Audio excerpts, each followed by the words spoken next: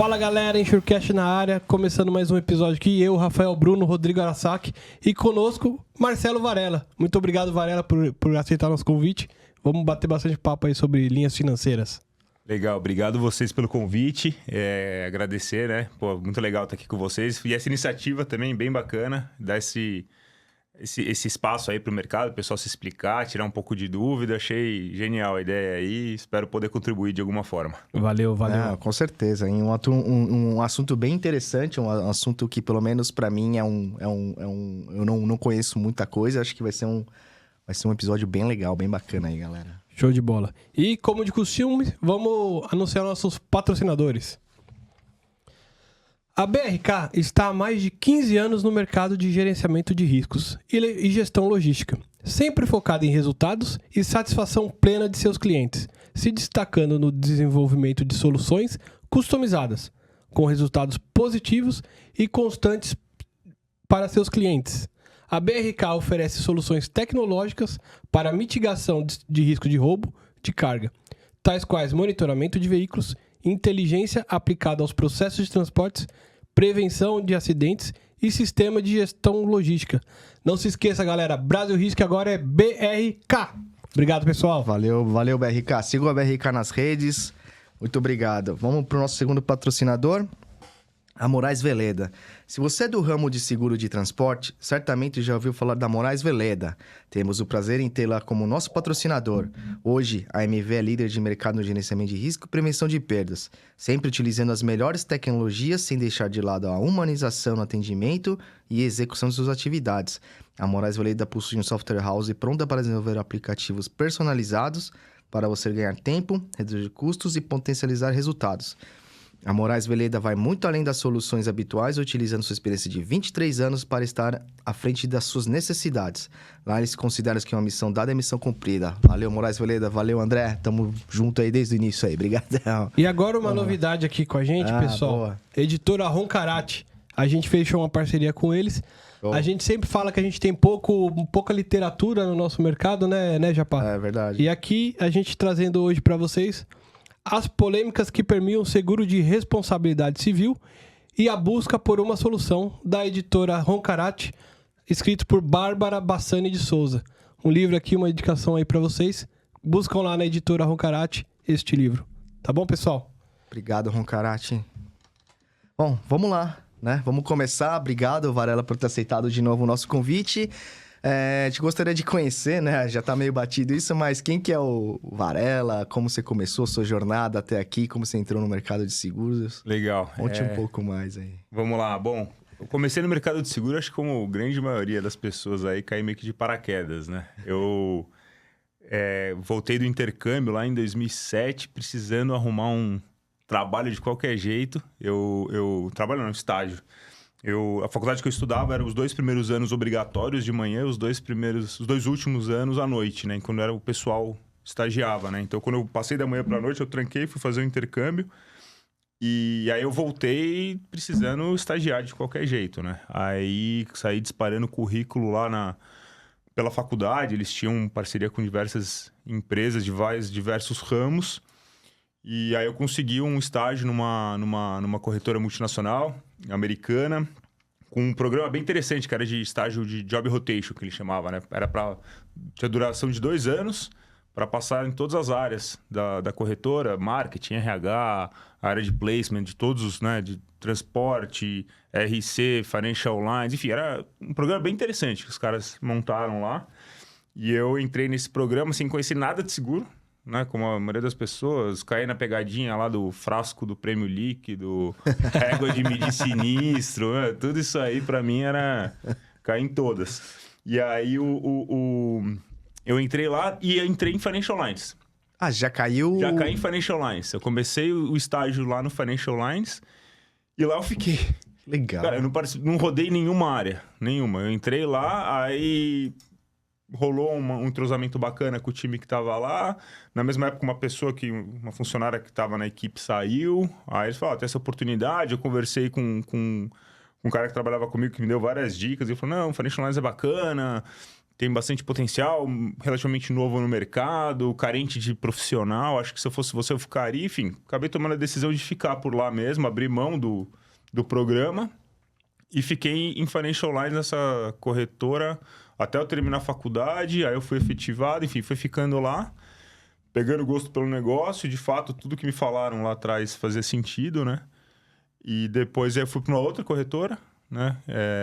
Também multinacional, ganhando mais bagagem, mais experiência, saí um pouco... Eu sempre via um pouco mais o D&O, era sempre o carro-chefe. Aí nessa outra corretora eu comecei a ver também mais o E&O. Na época foi o lançamento do Cyber, então eu entrei nessa primeira em 2007, fiquei até 2010. Aí de 2010 a 2015 eu fiquei nessa outra corretora. Então nesse meio tempo lançaram o Cyber, a gente tentava fazer bastante... evento para fazer a venda, impulsionar a venda do Cyber, que era uma coisa nova, ainda é nova, né? Se for parar para pensar, mas era extremamente nova, pouquíssimas seguradoras trabalhando ainda com esse ramo no Brasil. Então, enfim, foi uma experiência muito legal nessa corretora, mas chegou um momento que eu queria trabalhar em seguradora. Eu sempre tive a curiosidade de conhecer o outro lado da moeda, né? Sentar do outro lado da mesa. E aí apareceu a oportunidade para eu ir para uma seguradora, trabalhar na subscrição de Financial Lines. E fiquei lá 3 anos, foi um baita de um aprendizado, assim. A mudança não é simples, né? Você sai de corretora para seguradora, imagino que o caminho oposto também talvez não seja tão fácil. Mas tive um tempo de adaptação, né? E é engraçado que eu costumo falar que, quando me perguntam, o que foi o que você sentiu maior diferença, né? Quando saiu de uma corretora e foi para uma seguradora. Eu ia perguntar isso.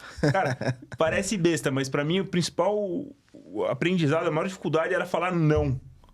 Para o próprio corretor que me ligava, esse risco aqui, tipo, sei lá, não era nem aprovado no guideline. Vou ver, vou tentar. Isso é péssimo, porque você acaba enrolando a pessoa do outro lado. Já era uma expectativa, Já era uma expectativa, só que você como corretor, você nunca fala não.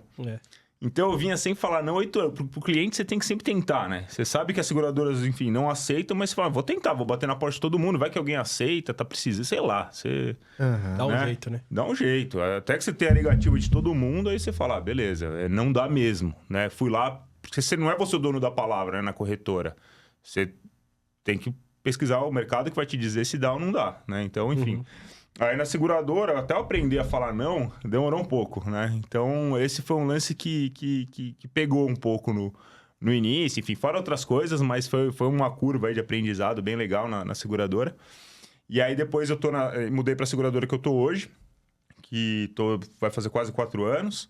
E uma experiência também legal, que eu iniciei ali já a carteira, né? Na primeira seguradora que eu trabalhei já existiam os produtos. E aqui nessa seguradora eu comecei a carteira do zero. Não existiam os produtos, então teve que fazer a parte de protocolar produto na SUSEP, desenvolver o produto, trocar figurinha com os advogados, enfim, tem sido aí uma experiência muito legal de ter seu próprio filho, né? Você fazer a coisa nascer e criar. E acho que é muito legal poder ter essa oportunidade, que não é sempre que aparece aí na porta de todo mundo. Então apareceu, eu agarrei. E tô bem contente aí com o que a gente vem fazendo. E até pegando esse gancho, Varela, eu imagino que assim, pra você que já vinha vendendo ali e tal, já tava no business. Quando você vai montar uma carteira, eu acho que o produto você ainda ia montar também, é isso? Isso. Do ponto A até você começar a vender, demora o tempo. Como é que controlou a ansiedade? Como é que funciona tudo isso aí? Essa parte dos bastidores aí é realmente... É um pouco angustiante, né? Você quer já começar a fazer a carteira crescer, porque, você só tá trazendo custo para a seguradora, mas é tudo alinhado. Você tem lá um business plan, né? De quanto tempo você imagina que vai demorar para, enfim, desenvolver o produto, protocolar na SUSEP, adaptar sistema dentro da companhia para fazer emissão. Sempre aparece um problema, atrasos são previstos, né? Mas a gente tinha que administrar. A pessoa que eu reportava na época...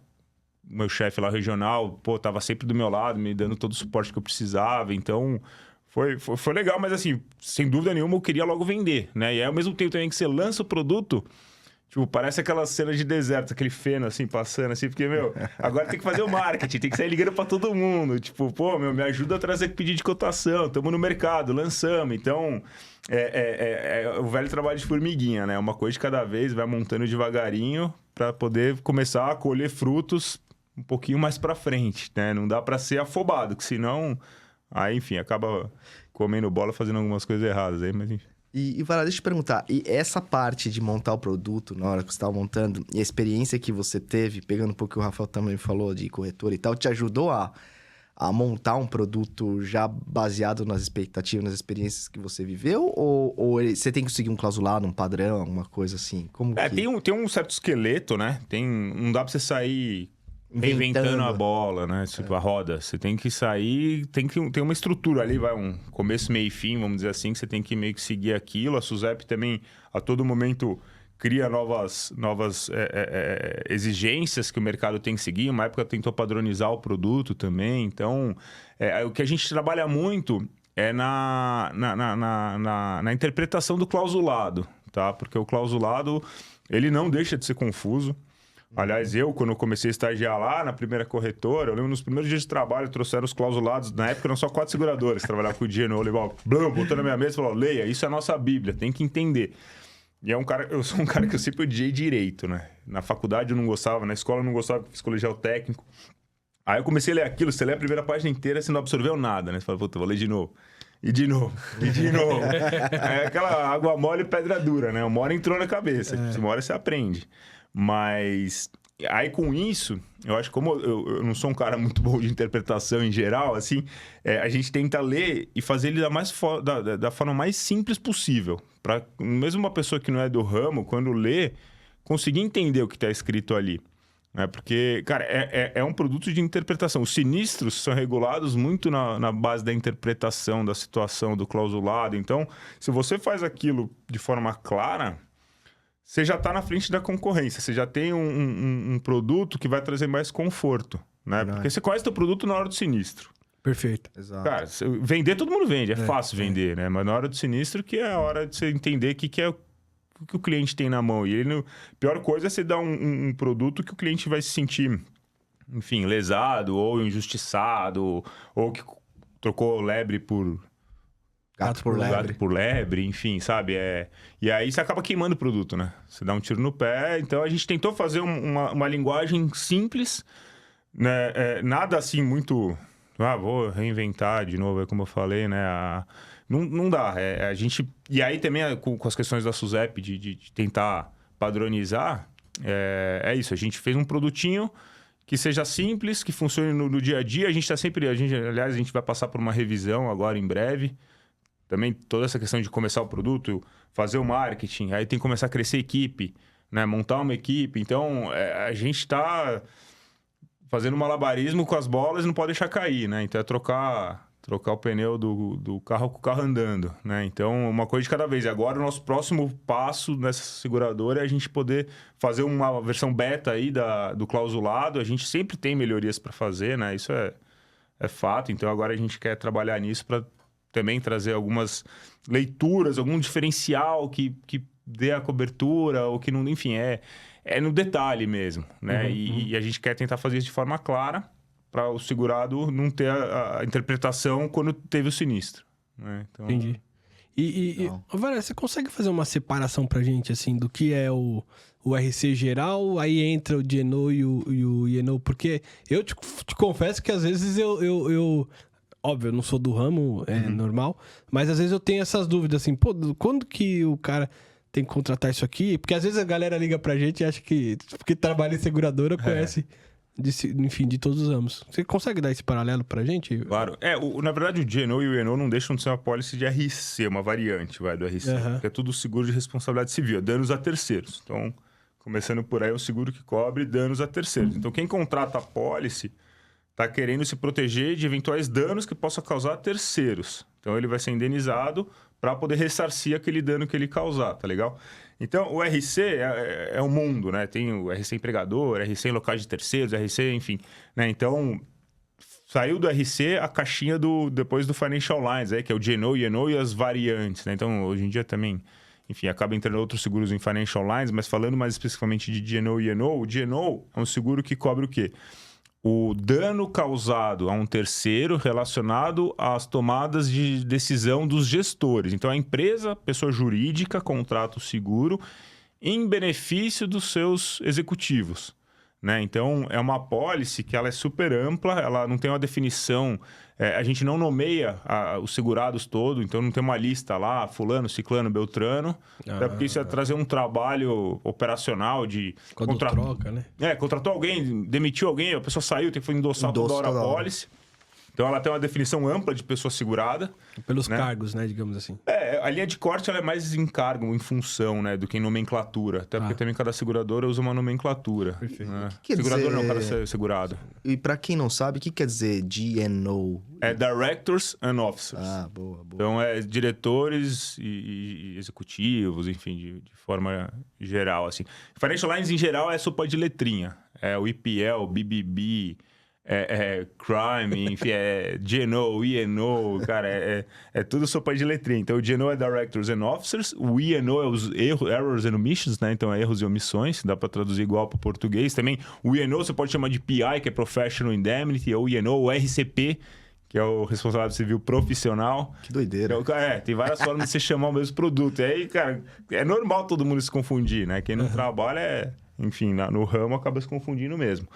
Mas voltando lá, então, o GNO é um seguro que cobre, então, os executivos, pessoa física. Então, o trigger da apólice, né, quando a gente fala o gatilho da apólice, é quando uma pessoa física é envolvida no processo judicial ou extrajudicial.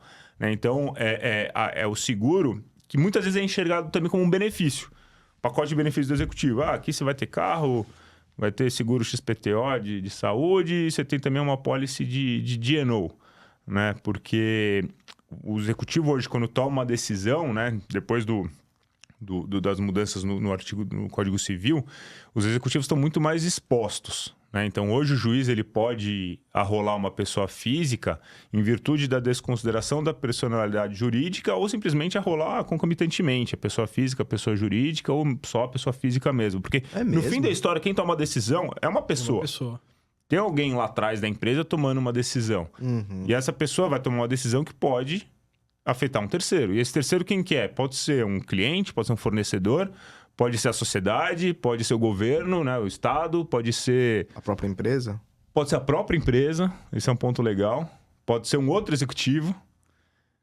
Né? Então, assim, é um terceiro. Então, a definição também de terceiro, ela tem que ser bem ampla, porque você, como executivo, você está lá tomando as decisões... E o seguro de responsabilidade civil pode causar um dano a qualquer terceiro, né? Então, esse seguro, ele é super amplo. E quando você comentou, né, de pessoa, a própria empresa, o tomador, né? Tem muita gente que fala, mas eles que pagam um prêmio e recebem indenização, né? Tira de um bolso para pôr no outro. Mas se você pensar na visão do executivo, faz sentido, porque ele está exposto a isso, né? Tem casos aí que são famosos, até públicos, né? Teve aquele caso lá da época da Sadia, quando o executivo operou com derivativos, né? Acho que lá em 2008, e deu um prejuízo enorme para a Sadia. Então, a própria Sadia entrou com uma ação contra ele. Não, você não está seguindo as políticas de investimento, enfim, que seja. E aí o seguro, na época, foi acionado, enfim, ele na pessoa física sendo arrolado pelo tomador do seguro, o empregador dele, né? Entendi. E aí também é difícil, mas é uma apólice que tem tanta coisa para falar, né? Se a gente vai, enfim, é uma apólice também à base de reclamação, não à base de ocorrência. Então, é o seguro claims made que a gente fala no mercado. Então, cobre os ex, atuais e futuros executivos. Por que isso? Né? É uma apólice que ela tem normalmente 12 meses de vigência, né? Como a maioria dos casos. Hoje a SUSEP permite apólices com vigências curtas, antes não permitia.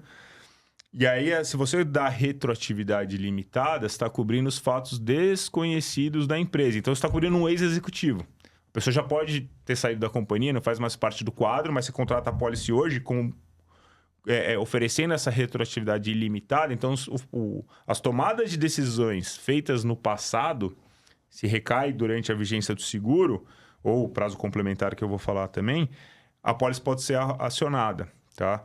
E aí, em caso de não renovação do seguro, tem o prazo complementar e suplementar, que agora a SUSEP mudou de nome, prazo adicional sem custo, prazo adicional com custo, mas no mercado ainda fala prazo complementar e suplementar.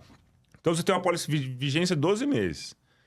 Uma retroatividade ilimitada. Caraca. Passado desconhecido inteiro coberto. Lógico, sempre, enfim, respeitando os prazos prescricionais, né? E em caso de não renovação, você pode ter o prazo para frente futuro, de 1, 2 ou 3 anos. A SUSEP exigia no mínimo 1 ano de prazo complementar, mas se estendeu isso, o mercado normalmente oferece 3. E aí você pode depois, isso sem custo do prêmio, e aí você pode depois contratar o 4º, 5º ou 6º ano, mediante pagamento de prêmio adicional, com o prazo suplementar, para a empresa ou executivo acionar a pólice sobre tomada de decisões ocorridas até o último dia da vigência do seguro. Então, tem que... ou que vai período de afetar... retroatividade. Entendi. Então, assim, isso é que é a cauda longa do seguro. Né? Então, você não necessariamente... Tua pólice venceu, opa, beleza, esse aqui não me deu sinistro. Não. Você não fica tranquilo. Não, na verdade, a cauda está aí, né? Então, se a pólice ela não é renovada por uma outra seguradora que cumpre esse prazo, a retroatividade, a tua pólice passa a valer automaticamente o prazo complementar. Então, é isso. Às vezes você até perde o seguro, a pólice foi renovada, mas você perdeu por uma concorrente que não está comprando passado desconhecido, o teu prazo complementar está valendo.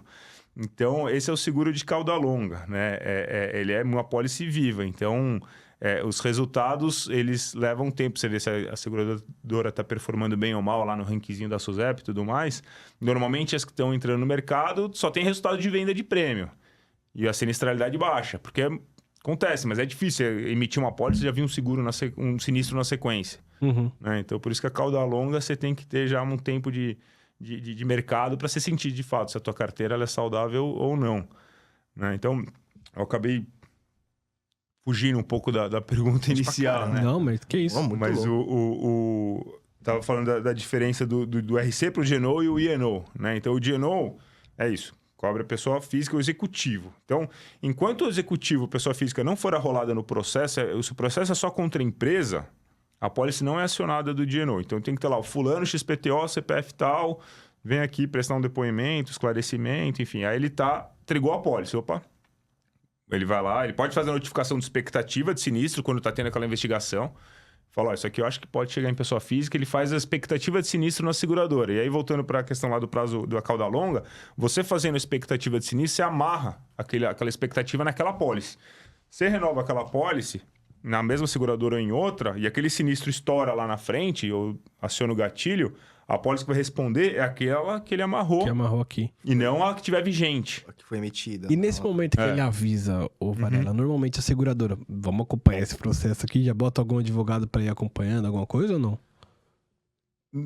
Normalmente não, mas se for um caso que todo mundo entende que é iminente, né, mais cedo ou mais tarde vai envolver a pessoa, é que de fato aquilo vai ficar só uma expectativa, ainda não é um sinistro. Tá. Né? Então a seguradora vai abrir lá a expectativa, vai pedir informação, né, manter a seguradora atualizada do desenrolar do processo e deixa lá, né, a expectativa, talvez, enfim, esperando ver o sinistro ou não, mas ainda não acende lá essa luz aí na seguradora de já... Porque aí senão já começa a regular o sinistro, né? Claro. Ainda não é o caso. Né? Então, esse ponto do GNO, até perdi um pouco minha linha de raciocínio, mas o GNO cobrindo pessoa física, né? O gatilho da pólice que eu falei, ele cobre a pessoa...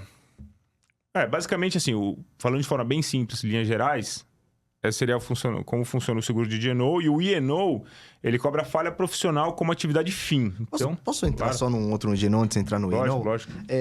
Os casos, por exemplo, da Lava Jato, lá do Odebrecht, lá, foram a cobrir aqueles... o GNO cobre aqueles... ou não? Ilícito... tipo... Vamos lá. O GNO, ele é uma pólice também que a gente fala que é all risks, né? Cobre tudo que não está excluído. Tá? Então, se a pólice na época foi emitida sem uma exclusão específica, vai estar coberto. Né? Então, poderia ser acionado se não tivesse excluído. Poderia, sim. Muitas apólices foram acionadas naquela época, né? Daqueles escândalos de corrupção que começou a pipocar, e o mercado, de fato, não estava preparado para aquilo. Né? Não existe, o mercado não trabalhava com uma exclusão específica para esse tipo de situação. Então, muitas apólices foram acionadas, a sinistralidade estourou, e aí o mercado acabou tendo que se adaptar, porque a ideia do seguro não é cobrir esse tipo de situação. Né? A ideia do seguro, o objeto da apólice do GNO, é cobrir a falha do executivo, enfim, a tomada de decisão que cause danos a terceiros, e não um eventual dolo, fraude, má-fé ou coisa do tipo, né? Então, é um seguro que ele funciona com antecipação. Então, existe ali o sinistro, a seguradora já vai pagando os custos de defesa, né? Então, como é que funciona? O segurado faz a notificação da expectativa de sinistro, lá que eu estava falando, aquilo de fato vira um sinistro. No momento que vira o sinistro, o segurado ele vai apresentar para a gente 2, 3 honorários, né? Orçamentos de honorários advocatícios, e aí livre escolha do segurado, com quem que vai defender ele naquele caso. Então, a seguradora já começa a pagar o reembolso, né? Via cobertura A ou cobertura B para o executivo. A cobertura A é pagamento direto à pessoa física. É formas diferentes de você acionar o seguro. E a cobertura B é o reembolso para o tomador da pólice. Tá? Então, a pessoa jurídica vai estar custeando lá a defesa dele e aí pede para a seguradora o reembolso diretamente para ela, e não para a pessoa física, que é a cobertura A. É um segurezinho, é um pouquinho, muito detalhezinho, né? Que a gente tenta explicar. Enfim, espero que esteja conseguindo ser claro, tá? Mas tem a cobertura A e cobertura B para selecionar a pólice. Existe a cobertura C, que a cobertura C é para empresas de mercado aberto de capital. Então, é a única situação onde o seguro de D&O cobre a pessoa jurídica, já não mais só a pessoa física. Então, o trigger da pólice deixa de ser o envolvimento da pessoa física e passa a ser a pessoa jurídica, mas desde que seja uma reclamação no âmbito de mercado aberto de capitais. Então, a CVM, investigando, questionando alguma coisa da companhia, ela pode acionar a pólice em nome dela, utilizando o CNPJ. Né? Só que aí, enfim, é uma opção da empresa fazer isso, acionar o seguro, mas pode esgotar a pólice ali, porque normalmente as ações contra a pessoa jurídica são de volumes muito maiores, e às vezes acaba não sobrando depois a pólice para a pessoa física, que é o objeto da pólice. Né? O executivo ele quer que ele, pessoa física, para não rolar os bens dele. Né? Que hoje o juiz ele pode arrolar os bens pessoais do executivo. Né? Então, até o D&O ele começou mais ou menos lá em 97, 98, segundo mandato lá do Fernando Henrique Cardoso. Teve uma onda lá de privatizações e vieram muitos executivos europeus e americanos assumir essas empresas aqui no Brasil, e eles já tinham a cultura do seguro lá fora. Que legal. Exigiam que fosse contratado aqui no Brasil, e o mercado ainda não tinha o produto. Então, as multinacionais, o que elas faziam? Elas simplesmente traduziam o produto para cá, emitia e pronto, tá aqui sua apólice. Só que aí, com o passar do tempo, o mercado, o novo Código Civil, passou a ter situações onde a apólice não bastava uma simples tradução, o produto tinha que ser tropicalizado, precisava ser adaptado à nossa realidade, né? A desconsideração da personalidade jurídica, a penhora online, que é muito comum, né? Uma cobertura que tem no D&O que chama muita atenção, porque fala, eu tive meus bens bloqueados, que via sistema Bacen-Jude, são as contas correntes, todas as contas atreladas ao CPF do executivo, elas são atreladas, cara, num botãozinho no computador ali, pum. Bloqueou tudo, o executivo não pode mais movimentar nada e a pólice ela custeia, né, o valor do salário dele pelo período do bloqueio. E depois tem seguradora que pede reembolso, tem seguradora que não pede o reembolso daquilo que foi adiantado, porque você não pode ter lucro com o seguro. Né? Então a pessoa ela recebe o salário e recebe o auxílio da seguradora com valor igual ao salário. E aí, enfim, quando desbloqueia, aí cada um usa o entendimento, cada seguradora usa o entendimento que acha mais adequado, algumas pedem o reembolso, outras não, enfim. Então, essa cobertura chama bastante atenção, apesar de ter poucos sinistros no mercado com essa cobertura específica, mas são situações... Nossa, me perdi totalmente agora na minha linha de raciocínio.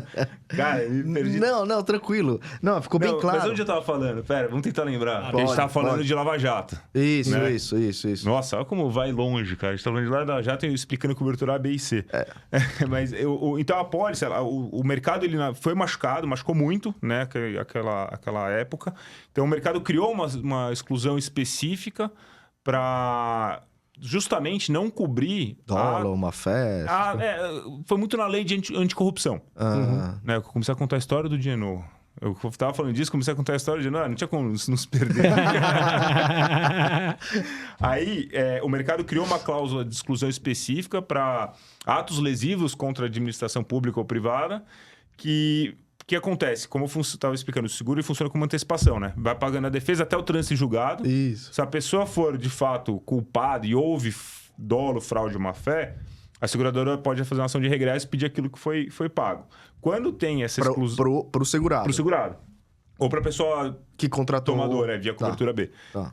Quando tem essa exclusão, funciona ao contrário. Existem dois tipos de aplicar essa exclusão. Ou a exclusão absoluta, que não cobre nada, ou via carve-back para custos de defesa. Então, a gente espera ser julgado.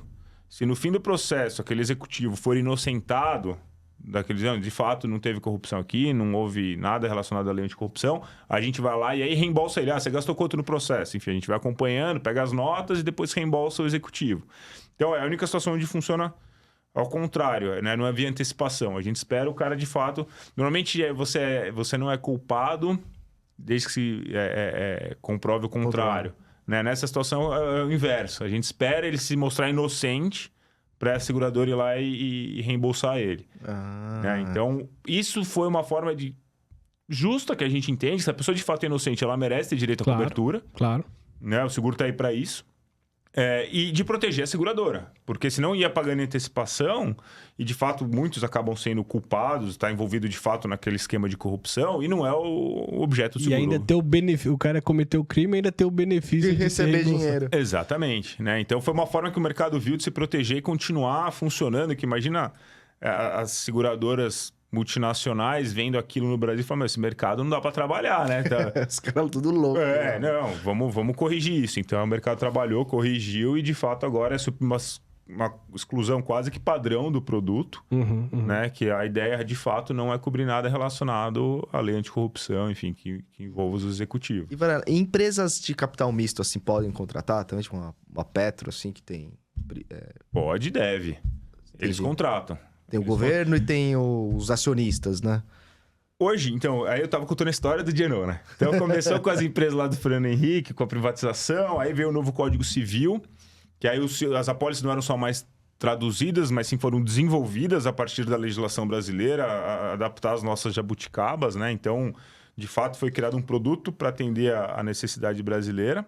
E aí o mercado começou a se desenvolver de fato. Novas seguradoras foram entrando no mercado. Aí veio a crise de 2008, essas operações de derivativo que também ficaram super conhecidas. E o Genoa é um mercado é um seguro super resiliente. Ele costuma na crise ganhar força. Né? Por quê? Porque crise, as empresas tendem a ter problema de caixa, né? Botar a culpa em alguém. E quem está tomando a decisão, né? Então, a sinistralidade pode aumentar, né? Costuma aumentar, mas também a procura aumenta muito. Né? Quem não tem quer ter, quem tem quer aumentar o limite.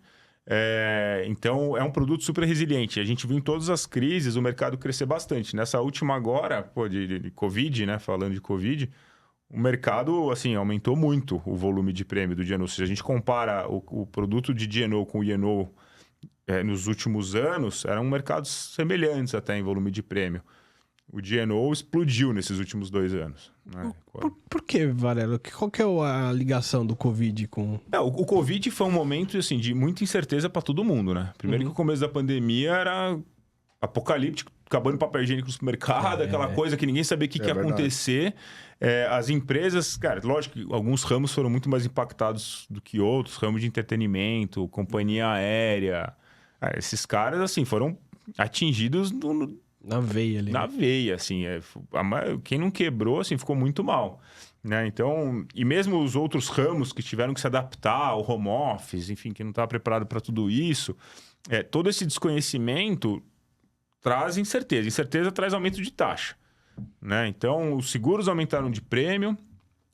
Quem não tinha começou a contratar, como eu falei. Quem tinha limite, queria mais limite. Ao mesmo tempo, também, o Brasil... As empresas brasileiras sofreram muito class action nos Estados Unidos. Isso até um pouco antes da pandemia. Class action são as empresas brasileiras que têm ações negociadas na Bolsa Americana. O investidor americano lá é uma maquininha, né, de indenização. Então, o investidor americano ele pode fazer uma ação de classe... E lá os valores são exorbitantes, né? Tanto de custo de defesa como de indenização. Então, quando tem uma class action, se fala aí de pelo menos 10 milhões de dólares ou mais só de custo de defesa, só em advogado. Caramba. Então, assim, empresa brasileira, não só brasileira, mas como o Brasil é o maior país da América Latina, mas as latino-americanas de maneira geral, tem um número de class action, um volume muito expressivo para a quantidade de empresas que estão negociadas lá. Então, se a gente pega o percentual médio aí, eles costumam mirar nessas empresas brasileiras e latino-americanas. Então, As empresas brasileiras que têm essa exposição têm um volume de prêmio, assim, de taxa, mas muito maior do que uma empresa que só tem operação aqui na Bovespa, por exemplo, B3, né? Então, passa a ser um outro bicho, né? Você analisa outra coisa. Você está vendo legislação americana, né? É uma apólice que tem âmbito de cobertura mundial, né? Então, como que é feita... É muita coisa para falar. Como que é feita a subscrição? Ela é basicamente feita com base na análise financeira. Então, a gente faz uma análise financeira da empresa, como que ela está performando nos últimos anos. A gente analisa os balanços. A gente pede um questionário de risco, que lá a gente vai ver sinistralidade, enfim, um pouco da história da empresa. Se a empresa não é de capital aberto, ali é muito importante para a gente pegar informação que não é pública, né? A empresa de capital aberto... Tá tudo lá. Tem né? muita informação. É muito mais fácil até você subscrever uma empresa de capital aberto que uma empresa de capital fechado. Porque é tudo público. Você entra no site lá, no formulário de referência, você acha muita coisa. Então, a subscrição é feita com base nisso. Aí o quê? Também no ramo de atividade. Né? Se é uma empresa no ramo de atividade mais nervoso ou menos nervoso, isso também impacta na subscrição. E isso, né? Tem muita gente que pergunta, mas você vai ver o currículo dos executivos, que você está cobrindo no fundo executivo. Não tem como analisar o currículo do executivo, né? Até antigamente, a seguradora que no passado oferecia o seguro para pessoa física. Eles iam lá e contratavam no CPF deles, né? Então, só que isso se mostrou um pouco agressivo demais, porque o resultado não foi bom. Inclusive, na época eu estava em corretora, tinha uma empresa lá que estava muito mal financeiramente, em recuperação judicial. Ela tentava renovar o seguro, tentava, não estava conseguindo ninguém, né? Tinha sinistralidade, a empresa estava realmente um risco complicado. Aí eles foram lá, os executivos, os principais executivos, né, os estatutários foram lá e cotaram na pessoa física. Conseguiram emitir a pólice. Eita. Caralho. Entendeu? Então, assim, talvez foi uma falha ali na época, enfim, mas é muito detalhe. Você começa a receber demanda de pessoa física, fica uma loucura, né? Mas, enfim, como eu estava falando, você não tem como analisar o currículo de todo mundo. Você vai pegar o que você falou, uma Petrobras. Qual é o tamanho do board da Petrobras? Então, você tem que fazer uma subscrição mais generalista, né? Então, você vai analisar se a empresa está indo bem ou não financeiramente, se as ações, se a empresa de capital aberto está performando legal ou não, se não, qual é o motivo, é específico dela ou é o ramo de atividade dela, está todo mundo tendo mais ou menos a mesma performance. O questionário, a sinistralidade, né? Então, assim que é feita basicamente a subscrição do D&O. E como que você define valores? Tem esse limite para esse diretor, sei lá. Se eu souber te responder isso, eu fico rico. Mas geralmente os limites são solicitados ou... Então, como que funciona? Na verdade, eu acho que isso funciona para toda a pólice de RC. Eu posso estar falando besteira aqui, fugindo um pouco do meu ramo, tá? Mas como a gente está cobrindo danos a terceiros, o céu é o limite. Porque se a gente está vendo uma pólice de property, você tem lá um prédio que vale 100 milhões, teu prejuízo é de 100 milhões. Se aquele prédio cair, são 100 milhões. Exato. Né? É uma carga. Você está transportando uma carga de R$1 milhão. Se roubarem, é R$1 milhão teve de sinistro. Danos a terceiros, você pode ser uma empresa pequenininha. Pequenininha, você está prestando serviço para uma multinacional gigante, você é uma empresa de tecnologia, você oferece para ele um software para ele fazer as vendas dele, que seja, sei lá, e de repente que o software para de funcionar, ele fica sem funcionar um dia. E sei lá, ele movimenta milhões de reais por dia. Pô, olha o prejuízo que você causou. E você tem, sei lá, tua empresa tem 5 milhões de ativos ou 2 milhões de ativos, e você causou um prejuízo multimilionário para o teu cliente. Esse pode ser arrolado. Né? As pessoas físicas podem ser arroladas. Então, seguro de responsabilidade civil é super difícil você estimar um limite. Falar, o adequado é isso, eu sugiro isso. Até quando eu era corretor, a gente não gostava de fazer esse tipo de sugestão, porque você pode cair no I&O do corretor. O cara pode achar, você mandou contratar 10 milhões, eu tive um sinistro de 20. Corretor também aí? Tem que contratar o I&O por conta... Ou é verdade, tem. Faz sentido.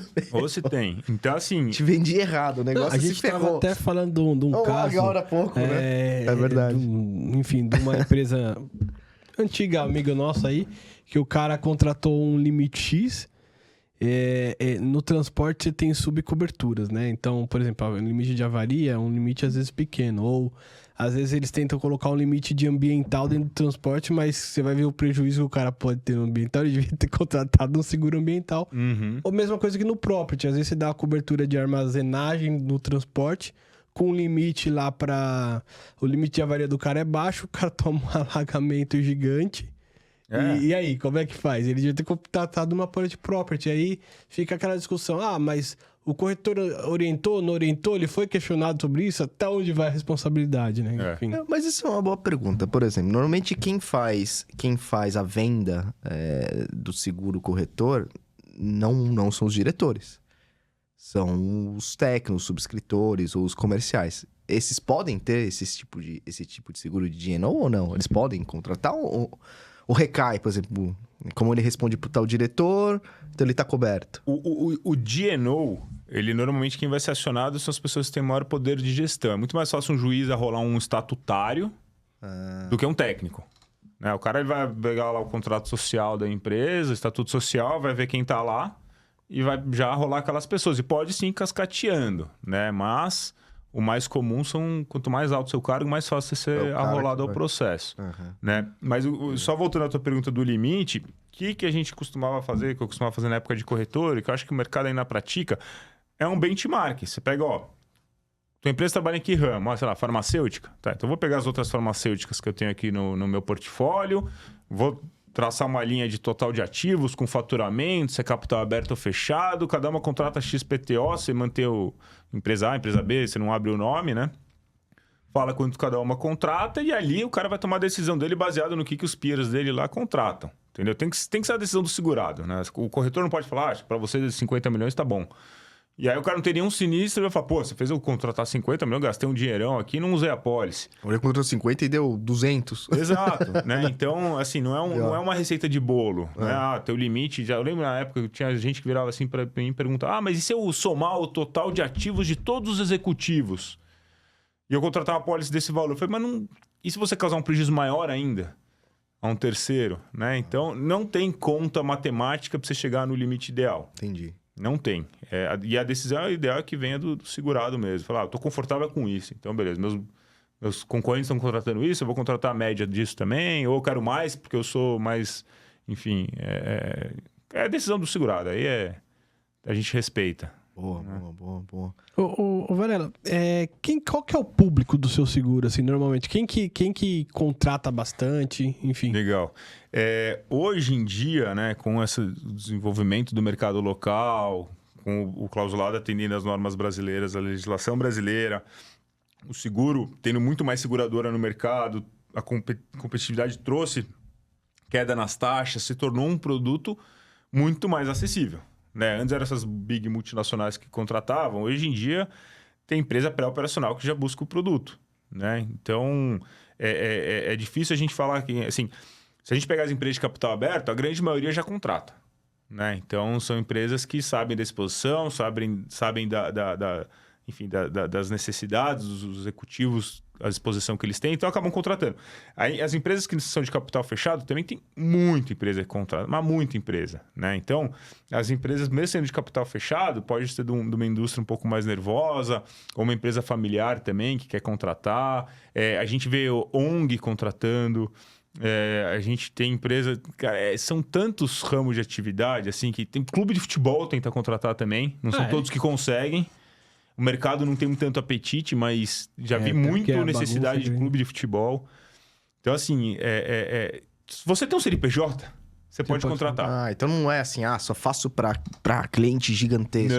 Não. Pelo contrário, está se tornando um seguro, assim, popular, porque está fácil de você conseguir contratar uma pólice pequena para a sua realidade. Né? Então, é um seguro que se você para ver, tem prêmio de apólice de D&O que é mais barato que um automóvel importado, assim, mas bem mais barato. Né? Os limites costumam ser de mínimo R$1 milhão. Aí vai de cada seguradora, né? De quanto que trabalha com limite mínimo. E o máximo como eu falei, o céu é o limite. Né? Então o mercado acaba trabalhando em estrutura de layers, co-seguro para juntar capacidade, vai buscar capacidade no resseguro para atender esses clientes grandões. Mas é isso, um limite de R$1 milhão, você vê a pólice aí de nem R$5 mil de prêmio anual. Né? Então, como a pólice, como eu falei, ela é anual e aí esse limite ele é compartilhado em todos os segurados, todos os executivos lá que fazem parte daquela pólice. Então, você vai tendo sinistro, você vai tirando daquele cofrinho lá de R$1 milhão. Acabou durante a vigência do seguro, não tem reintegração, esgotou a pólice. E aí, se você quiser, você contrata uma nova pólice. né? Então, é basicamente assim que funciona o seguro. E hoje, assim, não tem um perfil assim, você é desse ramo, você tem que contratar. Não. Você tem um CNPJ, você tem que contratar que você está respondendo da lei da mesma forma perante a lei do que as outras empresas do Brasil. Então, a gente recomenda que se eu fosse um empresário, com certeza eu teria uma apólice de E&O. É que todo mundo, quem trabalha com seguro tem apólice para... A maioria das pessoas, né? Tem apólice para tudo. Mas eu já vi muito amigo do mercado, bati o carro e não tinha seguro. Eu falei, pô, mas não tem sacanagem, de carro. E tem. Mas enfim, é decisão de cada um. E o E&O? Vamos falar do E&O. Vamos falar do E&O. Como é que funciona? Eu acho que até no exemplo que o Rodrigo deu aqui, do corretor lá que vai ao subscritor, não sei, posso estar errado, mas eu imagino que é mais a corretora, entre aspas, que vai ser processado do que um diretor em si. É isso que cairia para o E&O? Exatamente. O E&O, a ideia do produto é cobrir a falha profissional que aquela empresa oferece. Então, é um seguro que ele é feito para prestadores de serviço. Tem gente até que faz para a indústria, eu não vejo aplicabilidade, tá? A gente não faz, mas enfim, a gente vê corretores alguns pedindo, a gente vê até algumas apólices colocadas, mas fica difícil, né? Parece que tem uma apólice meio inócua, assim, porque o que é a ideia do seguro? É cobrir a falha profissional na prestação de serviço. Então, oferece para engenheiros e arquitetos, normalmente profissional liberal, engenheiros e arquitetos, advogados, contadores, despachante aduaneiro, engenheiros. Engenheiros arquitetos. Aí tem o médico, não tem também? Médico, tem para médico também. Aí tem o miscelâneos, que você acaba, às vezes, oferecendo para agência de turismo, empresa de tecnologia, mídia. Enfim, cara, são prestadores de serviço. O pessoal da DAME aí, ó. E que normalmente tem um intelecto envolvido, né? Então você fala assim, eu tenho aqui uma empresa que...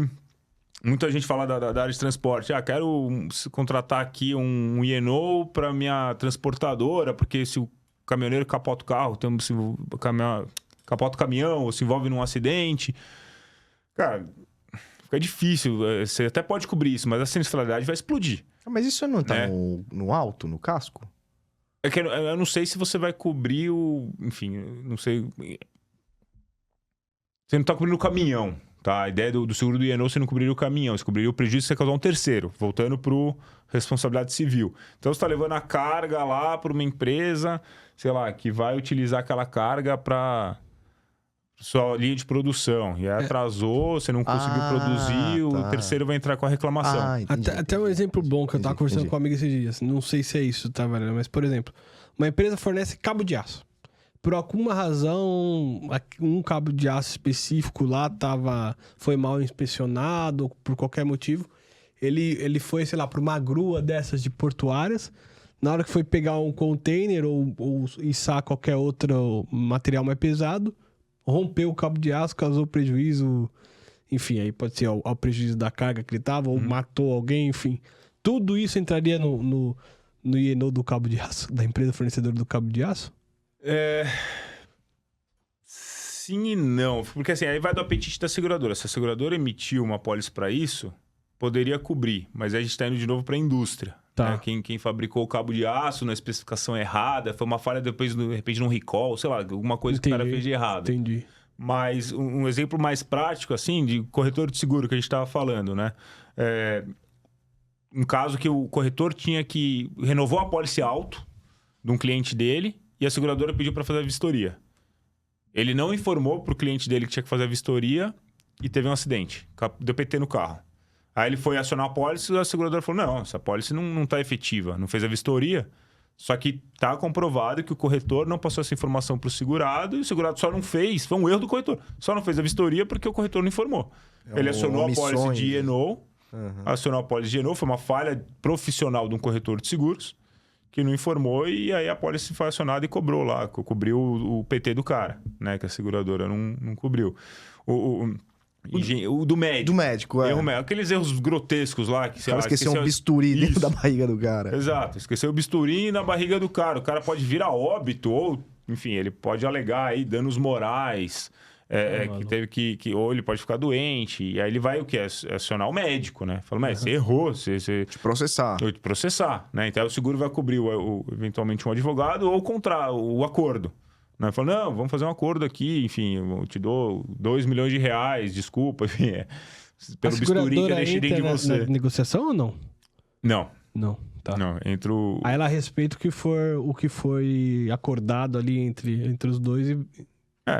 Entendi. E deixa eu te fazer uma pergunta, Varela. Erros de estratégia, digamos assim, estariam cobertos? Te dou um exemplo. Guerra? Ucrânia? Não, lembra que eu perdi um processo lá atrás? Lembro. Resumindo bem rapidamente, eu contratei um qual que é o nome daquele? Consórcio? Consórcio. Por causa me dá pau, né, na venda ali, o cara falou pra mim, é 20% o lance médio aqui que tá dando 20% pra você... Caiu no conto. Coisar, sabe assim? Ser contemplado. Pra ser contemplado e tal. E eu fiquei naquela discussão, pô, então me mostra aí que é isso mesmo. Pô, não posso mostrar, só mostra se você contratar. E vai, contratei. Quando eu fui dar o primeiro lance, pô, 20% eu tenho pra dar de lance e tal. Fui dar o primeiro, nada. Fui dar o segundo, nada. E aí? Eu fui ver a média de lances anteriores, era 80%. Falei, cara, já começa com um contrato pra dar 80% de lance. Já não faz sentido daí. Aí comecei a entrar na guerra. Pô, tinha toda a comprovação do que o cara me falou que era 20% e tal, não sei o que. Processei a empresa fornecedora lá do consórcio. A minha advogada optou por inverter o ônus da prova, ainda que eu tinha todas as provas. O juiz deu a decisão final lá que eu não provei. E era eu não sei os termos técnicos de advocacia, mas era aquela decisão que você não podia contestar. Recorrer, você não podia entrar com outro processo ou agora apresentando as provas, por exemplo. Ou seja, a decisão errada, digamos assim, da advogada fez com que eu não apresentasse as provas e eu perdi o processo. Talvez eu poderia ter processado ela por isso. Eu não sei se ela teria cobertura nesse sentido. Foi uma estratégia dela que ela quis usar que não se apresentou. Você pode entrar com processo. Poderia. Né? A decisão é tua. Teria que entender, porque assim, o erro de estratégia, você contratou o profissional confiando que ele vai na saber... qualidade técnica dele. Que isso se deixa ficar a perda de uma chance, né? A perda de uma chance, você não tem como...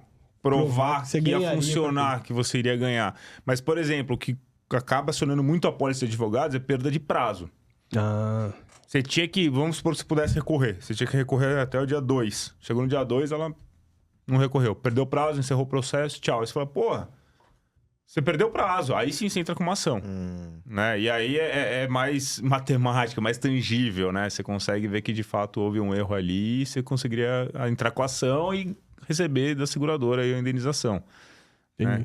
Outra situação comum também é para engenheiros e arquitetos. Então, uma casa cair? Uma ponte, lembra aquele... Teve uma ponte que caiu lá perto do Mineirão, acho que antes da Copa. Um viaduto. Caiu, mas acho que a pessoa veio a óbito. Não lembro direito os detalhes. Mas isso é um caso clássico, né? Nem sei se tinha pólice, mas é um caso que aconteceu. Saiu na mídia, o viaduto caiu, esmagou o carro... Trouxe prejuízo à cidade, trouxe prejuízo a empresas lá, com certeza foram acionadas, né? Judicialmente falando, porque causou danos a terceiros. Né? Então, a pólice ali do engenheiro ou do arquiteto, se tivesse, com certeza seria acionada. Né? Então, essas são situações clássicas da pólice de E&O. Contador, cara, época de imposto de renda que você tem uma franquia, né, para minimizar aí a frequência. Mas na época de imposto de renda, se você emitir a pólice para contador e você não tem uma franquia alta, você vai chover sinistro, né? O pessoal caindo na malha fina, entrando com reclamação contra o contador. Mas aí tem os casos grandes, contador de empresa pessoa jurídica. Então, enfim, são falhas profissionais. Você consegue comprovar por A mais B que houve de fato um erro e aquilo te causou um prejuízo. Consultor busca bastante também, Varela? Tem consultor que busca, tem muita consultoria que busca. Aí vai do apetite da seguradora também, mas dá para fazer. Porque às vezes a empresa pode tomar uma decisão baseada numa consultoria e ser uma decisão errada, assim, nesse sentido, né? Sim. Não, é uma apólice que ela tem uma frequência de sinistro muito maior que a do D&O. A apólice apesar que o D&O normalmente não tem franquia, uma apólice que não tem franquia, exceto lá normalmente para cobertura C ou cobertura B para casos específicos, a do D&O tem franquia padrão. Sempre vai existir uma franquia com participação obrigatória do segurado, justamente para evitar já essa frequência alta. Se você não tem franquia, a apólice nunca vai trazer resultado. Né? Então, é um seguro que ele tem uma carteira muito mais ativa. Assim, né? O D&O é severidade. Quando o sinistro vem, é pancada. né?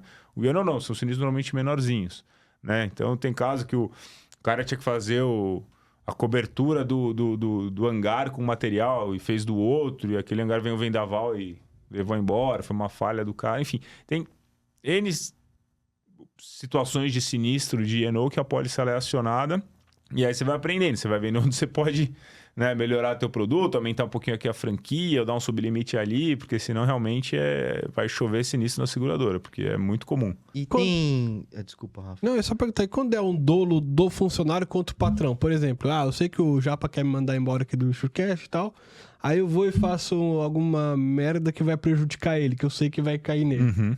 Olha, Isso, que maldoso, cara. Tá bom, velhinho, tá bom.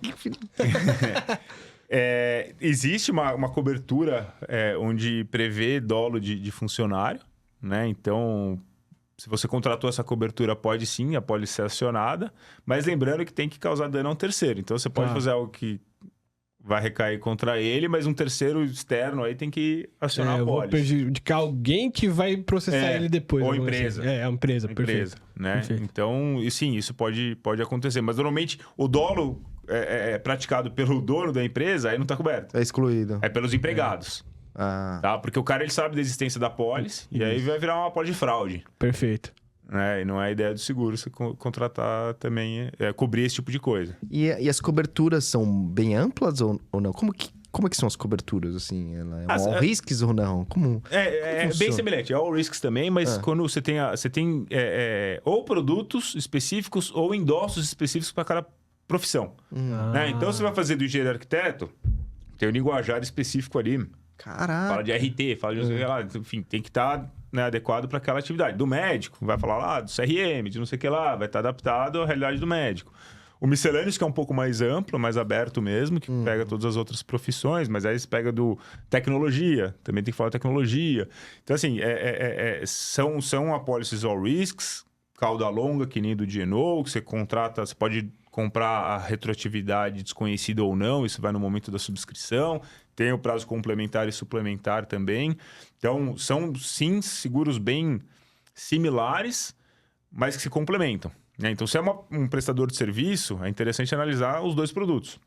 Tanto é que o D&O, né, voltando para o D&O, ele tem uma extensão de cobertura que é um E&O para pessoa física, mas tem que ter normalmente tem que ter a desconsideração da personalidade jurídica. Então, o juiz tem que falar, não, essa reclamação não tem nada a ver com a empresa, tira ela da reclamação e envolve a pessoa física. Só nessa situação que é trigada a pólice do D&O para a cobertura de E&O. Então, enquanto tiver contra a empresa, a que vai estar respondendo é do E&O.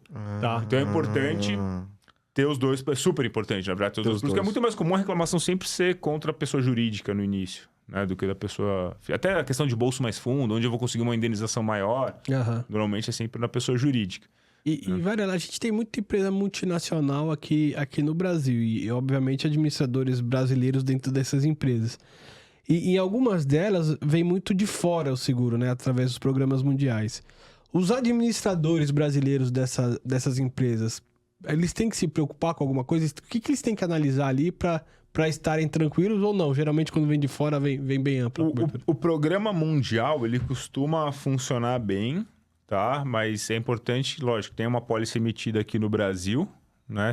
Porque fala, não, eu tenho, o que eu estava falando, a cobertura tem amplitude global, ela é uma pólice global. Então, minha matriz contratou uma pólice de 100 milhões de dólares para o mundo todo, estou tranquilo.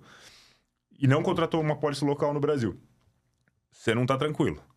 Você precisa contratar uma pólice no Brasil. Por quê? Mesmo que tenha um âmbito geográfico mundial, cada país tem a sua legislação. E o Brasil é um dos países que a gente chama no mercado de non-admitted, ou seja, ele não permite, a legislação brasileira não permite que apólices emitidas no exterior indenizem sinistros dentro do Brasil.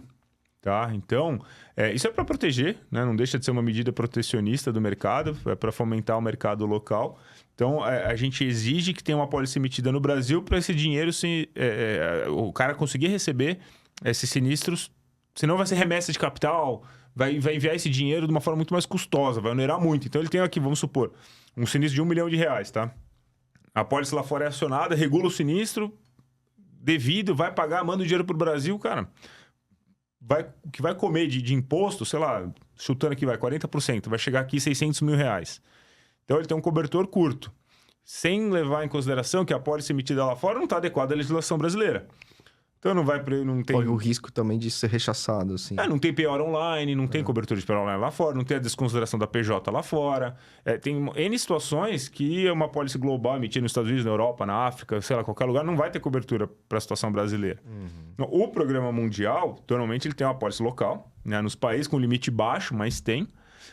Só que, normalmente, vem uns desenhos um pouco esquisitos. Né? Não vem uma pólice redondinha. Então, eu já vi alguns casos onde o cara tem uma pólice de programa mundial com limite mínimo, que normalmente é $1 milhão, ele converte para o real, e ele contrata depois um excesso. Aí sim, local, 100% local, a pólice stand-alone, que a gente chama. Então, a pólice para o Brasil, para os caras aqui do Brasil, porque aqui o limite da pólice de programa mundial ele é compartilhado com todas as empresas do mundo. Né? Então, se tiver um sinistro gigante lá fora, pode consumir a pólice inteira e tudo para lá. Né? Fica só o limitinho local. Então, o excesso que esse cara contrata, ele vai ser, aí sim, muito mais robusto, um limite maior. Aí vai dar decisão de cada empresa, se tem orçamento ou não para contratar esse excesso aqui no Brasil. Ou às vezes fala, não, eu não quero uma pólice global de programa mundial, eu quero uma pólice mesmo aqui no Brasil, com o meu limite, com a minha seguradora que eu confio ou não. Enfim, aí cada um toma a sua decisão. Mas é importante, sim, pelo menos ter uma pólice de programa mundial com um limite aqui no Brasil que seja minimamente aceitável, né? Também tem um limite muito baixo, acaba que não... Porque também Não dorme sossegado, né? Pô, legal, interessante pra caramba. E como que tá a sinistralidade atualmente do D&O e E&O no mercado brasileiro, assim? A do Mais ou D&O, menos, ela tá saudável, terminou ano passado boa, né, para o mercado, uma sinistralidade relativamente baixa. A gente... Quando eu entrei lá atrás no mercado em 2007, o pessoal sempre comentava, pô, o mercado tá muito soft, né? Que são taxas muito baixas. Uhum. O mercado tá soft e só que vai aumentar. E passava ano, cada vez mais soft, mais soft, mais soft. A primeira vez que eu vi, de fato, o mercado hard foi agora, um pouco antes, começando a pandemia, né? Começou a gravar taxa para a empresa com exposição nos Estados Unidos, ou seja, com a DR ou listagem direta nos Estados Unidos. E aí veio a pandemia, aí agravou de vez. E aí, de fato, a gente viveu um momento de mercado hard, de alta de taxas e alta de sinistralidade, né? Muito por consequência das class actions e dos escândalos de corrupção. Uhum. E aí, com o tempo, a gente vê já essa curva atingiu já o topo e está começando a ver uns casos já de desconto de novo, com a sinistralidade controlada, né? Começando a ficar saudável para o mercado. Então, a gente já está vendo o mercado trazer um pouco mais para o mercado soft, /flat de novo. Então, o D&O fechou bem. E o E&O, ele tem um histórico um pouco padrão, assim. A sinistralidade sempre fica em torno de 40% e 60%, assim, todos os anos. Você acompanha os números da SUSEP, não costuma mudar muito. Uhum. Então, eles lá não mudam, né? A gente não muda, não. Eles não distinguem o que é MedMol, que é o E&O para médicos, e o que é o resto do E&O. Então, a gente não consegue ter essa... Porque é um mercado grande de médicos. Tem uma representatividade bem importante aí no mercado. Só que a SUSEP não distingue isso. Então, a gente não sabe direito como está cada carteira se comportando. Mas, em média geral, fica em torno mais ou menos disso. Esse negócio de E&O de médicos aí de cirurgia plástica deve ser o mais sinistreiro, né? Não? Você vê de notícia que o cara mata alguém ali, então, cara. Eu não sei direito. É que aí é clandestino também, né? Tem que tomar cuidado com isso. Mas a questão do cirurgião plástico, imagino eu, tá? Que não cubra nada relacionado à estética. Até porque, assim... Sentido. Gosto, cada um vai ter o seu. Não ficou bom, dá meu dinheiro. Não, ficou ótimo. Não ficou bom, quero meu dinheiro de volta. Não, peraí. É verdade. Se o cara agora fez um erro grotesco, deixou a pessoa deformada, ou veio a óbito na cirurgia, aí a gente tá falando mais de estética, né? De fato. Alguma coisa de fato aconteceu ali. Perfeito. Mas, sei lá, a pessoa queria fazer uma cirurgia na orelha. Não, mano, aqui, ó, ficou coisa. Não. Isso não tem como cobrir, que senão também não. Não tem como provar. Até pra gente encaminhar pro encerramento, me tira uma dúvida. Você falou, né? Quem tem o CNPJ pode contratar e tal. Mas as seguradoras, elas oferecem tanto pro pequenininho quanto pro grande. A contratação é da mesma forma, uma análise mais... Ou tem, às vezes, contratações online, mas para aquele cara que é menor, enfim. O E&O tá um pouco mais massificado. Tem muita seguradora trabalhando via portal. Então... O corretor entra lá, acessa, coloca os dados, preenche, responde 4, 5 perguntas e já já sai a proposta na ponta, né, de forma bem automatizada, exceto as apólices grandes, aí sim são subscritas de forma mais manual. O D&O existe algumas poucas, não com tanta seguradora trabalhando em portal, ainda é mais uma subscrição tradicional, digamos assim. E aí vai muito do apetite de cada seguradora. Tem seguradora que vai preferir mais os grandes riscos, tem seguradora que vai trabalhar melhor no pequeno e médio empresa, ou tem um time especializado para volume, vai cotar um monte de pequenininha, e vai ter outro time trabalhando em riscos maiores e mais complexos. O D&O hoje eu não vejo tão comoditizado como está o E&O. O E&O sim, tem uma esteira mais automática ali, que acaba entrando um monte de facility, acaba entrando venda em volume, pega uma associação, pega enfim, uma cooperativa, acaba fazendo parcerias para vender mesmo em volume, pega uma profissão específica e sai fazendo um pacotão. Né? O D&O não, ainda é um pouco mais caso a caso mesmo. É claro que existem facilities no mercado, mas aí são com as corretoras e não é disponível assim para o mercado final, né? Onde o cliente às vezes tem... O E&O você contrata do teu CPF, né? Se é um médico, você pode contratar. Se é um engenheiro, arquiteto, você vai lá, entra numa site de seguradora, coloca seus dados e emite a pólice por conta própria. Né? Então, o E&O, de fato, ele... Tanto é que o ticket médio da pólice do E&O é muito, muito menor que o do D&O. Aqui a gente está falando CNPJ, empresas grandes, posição nos Estados Unidos, enfim... Tem, né, um range aí muito maior do que do E&O mesmo. Acaba o E&O sendo muito pulverizado em pequenininhas contas, né? Por isso tem que ter esses pacotes, né? Dependendo da estratégia de cada companhia. Costuma funcionar melhor. Pô, show de bola. Pô, adorei pra caramba, cara. Foi super interessante. Não, foi mesmo. Foi show de bola. Obrigado, Varela. Tem mais alguma coisa que você acha importante falar aí, que a gente não comentou? Cara, assim... De cabeça agora eu não lembro, mas sem dúvida nenhuma, se eu tivesse até trazido um cronograminha para ir falando, eu acabei me perdendo em alguns pontos. Eu acho que deu para cobrir a maioria dos pontos. Talvez a gente tomou mais tempo no D&O do que no E&O. Mas, enfim, espero que tenha sido bacana, que o pessoal consiga entender aí a linha de raciocínio quando não se perdeu. Foi legal pra caramba. Pra mim, pelo menos, que não entendo desses ramos, ficou muito bem claro, assim, trocar ideia com você. Foi sensacional. Tirar minhas dúvidas e entender mais o produto, né? Pra mim era um bicho de 7 cabeças, assim. Mas ficou bem mais claro, né? Achei bem interessante. Contrata, então, pra tua empresa agora. Recomendo, hein? Pra nossa, sua. Você é o cara dos números. Eu deixo tudo com ele. Boa. E galera, sempre lembrando, o Insurecast é um projeto pessoal meu e do Rodrigo. Boa. As empresas que a gente trabalha ou eventualmente tenha trabalhado, nada a ver com o processo. Tudo dito aqui é de nossa responsabilidade. Varela, mais uma vez, muito obrigado. Eu queria só comentar também que a minha opinião é minha opinião pessoal, tá? Não tem nada a ver com as empresas que eu trabalhei ou que eu trabalho hoje. Sem dúvida, são coisas que eu fui construindo durante a carreira e são opiniões pessoais minhas do que eu penso aí sobre os produtos, os mercados, enfim. Bom vocês terem comentado isso. Boa. A gente sempre esquece também. E, galera, não deixe de se inscrever no canal, dar aquela curtida, né? Se inscrever, compartilhar, aí, sininho. Manda nos grupos do WhatsApp. Não, e também comentem nos vídeos ali o que vocês acharam, quem vocês querem convidar. Aliás, obrigado, galera, porque nos últimos vídeos a gente tá vendo bastante acesso vindo de WhatsApp, é sinal que vocês estão compartilhando aí. Muito obrigado. Pô, show de bola. Muito obrigado.